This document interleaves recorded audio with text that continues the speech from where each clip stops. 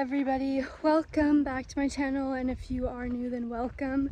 So I did buy a new horse, and I didn't even really think originally of making a video about her, but I had a few people on Instagram ask for one, and then also on the YouTube comments, so I decided, yeah, I might as well make a video on her. And I'm like literally so excited for this horse. She's the best bred horse I've ever owned by far, and she just looks like a really promising prospect. So I will show you guys her, and then I'll go into a little bit of a story on how I came about buying her and a little information about her. So as you can see, Dita has kind of like adopted her as her child. It's funny because we have a bunch of broodmares with foals right now, and it's like, this is Dita and her foal. No, but this is Bugs, and she's actually a yearling. One thing that's really cute about her, well, it's kind of like sad, she's gonna have to learn, but she doesn't know what treats are. You want treats? She's like the sweetest girl. She'll stand, oh, are you gonna actually eat them today? I've been trying like every day and trying different ones. Tried like stud muffins so that they'll smell good, but she wasn't too interested, so Dita is gonna get these. She just doesn't know that they're food. She eats grain and she eats hay and she eats grass, but so she's pretty small. She's obviously bay, and I'm just like obsessed with her conformation. And a lot of people think that I only buy colored horses, but it actually is just chance that I have a lot of nice fancy colored horses. But I think that a nice bay horse is just as gorgeous as a palomino or a buckskin. So here's kind of a full body view. She's got that short yearling tail. She's pretty small right now. She's quite lean, but I'm kind of excited because I haven't had a horse built quite like her before, so I'm excited to see what it's like and the differences and similarities. But she's probably about 13 hands high right now. She's only a yearling and she's very bum high, so I'm sure she'll grow quite a bit, but hopefully she'll get at least 15 hands. That would be nice. But that's pretty much her. And I'll go into a little bit of a story time on how I came about purchasing her.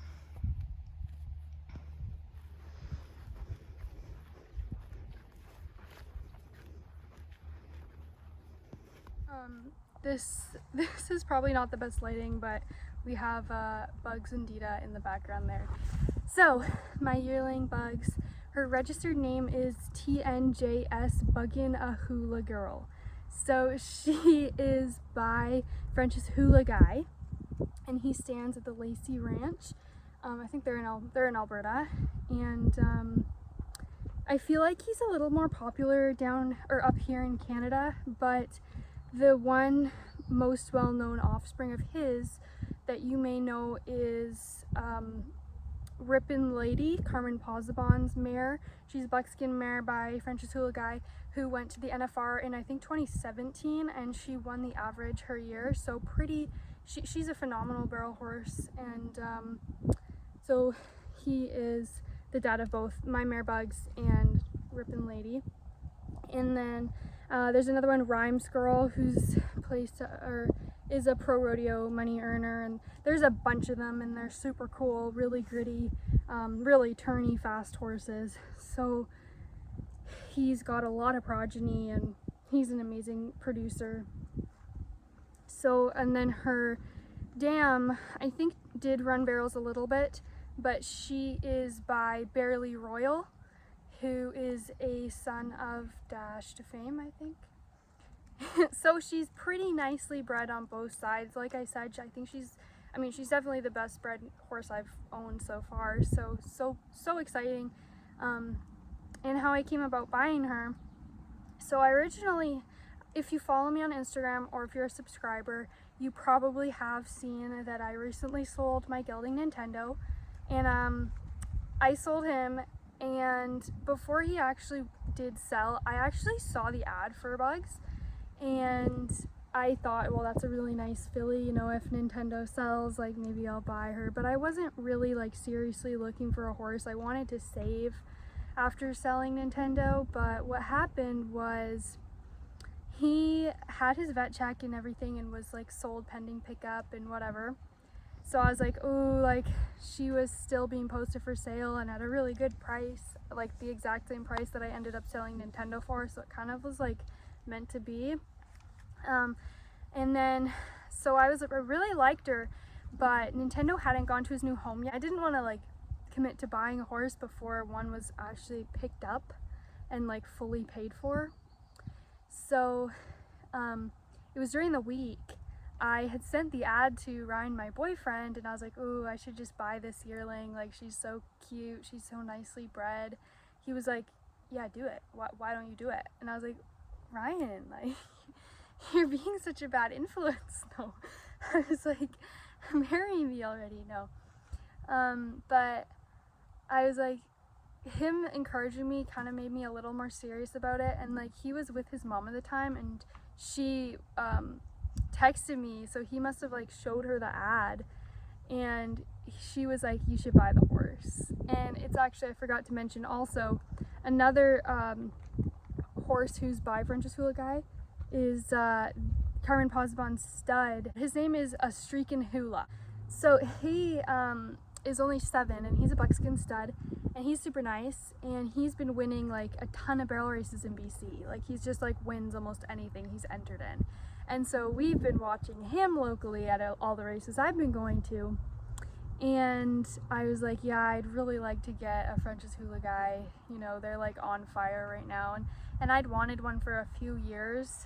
So to see like that nice filly. And yeah, so Ryan's mom was like, oh, you should buy her. And like Ryan was like, oh yeah, we can haul her down for you if you buy her, because she was like 9 hours away. And so I said, you know, okay, if she's still for sale by the time I get the money from Nintendo, then I will contact the lady and see about buying her. And so sure enough, like 2 days later, they posted that she was sold. So I was like, oh well, that's too bad, but you know, wasn't meant to be. And kind of just went on with my life, like wasn't too disappointed, because I'm like the type of person who's like, my mentality's kind of, you know, if it's meant to be, like it'll happen, it'll find a way to happen.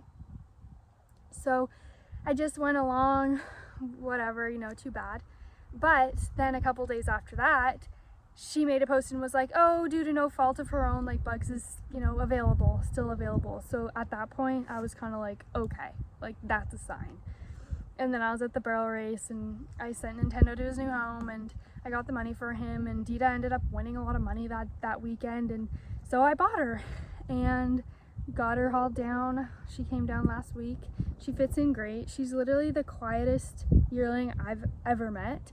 She walked straight onto the trailer, hauled, had a layover in Kamloops overnight, and then hauled down here. So altogether, I think she was on the trailer for probably like 10 hours, maybe more, not even sure. But she got here at like 11 o'clock at night, so it was pitch black, dark outside. She walked calmly off the trailer. I walked her out to the field, and she's been living out in the field in the daytime with Dita. And then I also, in this field, I don't know if you can see it, there's that shelter over there. It's a big, huge shelter, and there's horses on the other side of the fence in stalls, so she can go in there at night and visit with them, and she's not stalled at night. I'm just like, you know, a yearling like doesn't need to be stalled at night. She can have free range of the field, and yeah, she's kind of on the thinner side right now, but I have her on grain, and she kind of basically has free choice hay because she never finishes. So she always has a pile of hay in there that she's munching on. And yeah, she's just loving life. She won't do anything until next year, and even next year my plan is her birthday's in June, so she'll be 2 next June. So I'll probably put like a few rides on her either that summer or fall, and then kind of just leave her for a while to grow up, and then put more rides on her and work on her when she's a 3-year-old. Also depends on her growth and what the vet thinks she can take. She'll get her teeth done before she's ever ridden, and yeah, I probably won't do much with her until next year, but super exciting, and I'm loving seeing her every day, and I'm excited to see her grow and to see what she'll accomplish. And the great thing too about buying mares is that after their career, they can fit really well into the Broodmare program that I'm hoping to develop. A lot of people have been asking me why I would buy a yearling right after my mare foals, but the thing is, like, Johnny being born has been in my plans for a long time. It's not like that was a surprise or anything, and I kind of had been keeping my eye out for another prospect that was older than him, because I don't have anything coming up in between like Dita and Johnny, which is like a 5-year, you know, he's not going to be running barrels until he's 5, and that's, you know, a long ways from now. And Dita's 10. I don't know, I mean, I'm sure she'll still be running barrels at 15, but it's just like, you know, how competitive is she going to be by then? And so I'll have one a year earlier before him, so that'll be nice. And you know, also I'm a mare person, and so if Johnny was born a filly, I maybe would have not bought a yearling filly, but you know, that just kind of adding to it. I'm not saying that I'm not going to keep him, because he's not, but I would like to have more mares coming up for the future, thinking, you know, of yeah, plans for after their careers. Johnny, I'm not planning on selling him, but I do prefer mares. So yeah, that's what's going on. That's why I bought her. It just kind of all came together really nicely, and you know, I had been seeing her ad pop up like every single day, and I kind of thought it's meant to be. And I don't regret it at all. Like, I'm super happy with her, and she's like the quietest horse ever, gets along so well with Dita. Actually, that's super funny. This morning I was turning out horses this morning, and I put Dita out, and Bugs went over and tried to nurse from her, and Dita just like squealed and like lifted her leg. She's like such a motherly, like, I think she actually thinks it's like her, you know, she's like a babysitter or something. Super funny. Anyways, yeah, maybe I'll give a quick little look at her again. You can see her there in the background a little, and then I will end the video. Hey girl. She's literally the sweetest horse. I have a habit, I guess, of finding like the absolute sweetest horses ever. Hi, Bob. Get a nice little last look at her. I'm sure she'll be also growing so fast, so in the next video you'll be like, is this even the same horse? That's pretty much all I can show you about her, because she doesn't do a whole lot else at this point. But thank you guys so much for watching, and for subscribing, and for keeping on watching my videos. Means a lot to me, and that you're curious about like the things that go on in my life and asked to see my new horse and everything. Anyways, so that's her. Hope you like her, and hopefully we're all excited to see what she goes on to do in her future. Hi girl. Oh, no kisses? No kisses?